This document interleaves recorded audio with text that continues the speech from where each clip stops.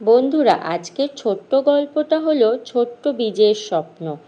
একবার এক কৃষক তার জমিতে বীজ রোপণ করলো।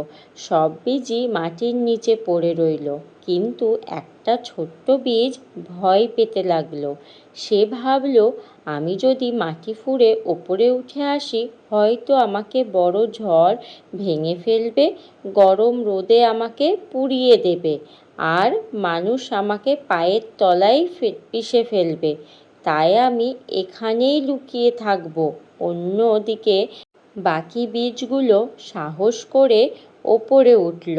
তারা সূর্যের আলো পেল, বৃষ্টির জল পেল, আর ধীরে ধীরে বড় হয়ে উঠল। ফুল ফল দিল, মানুষ তাদের প্রশংসা করল, আর তারা পৃথিবীকে সুন্দর করে তুলল।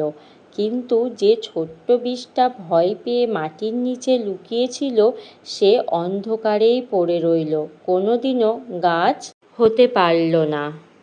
বন্ধুরা, আমরা এই ছোট্ট গল্প থেকে এটাই শিখলাম যে ভয় আমাদের স্বপ্নকে থামিয়ে দেয়। যদি আমরা সাহস করে এগিয়ে যাই, বাধা আসবে ঠিকই, কিন্তু সেগুলো পার হয়ে আমরা বড় কিছু করতে পারি। কেমন লাগলো তোমাদের এই গল্পটা? অবশ্যই আমাকে কমেন্ট করে জানাবে।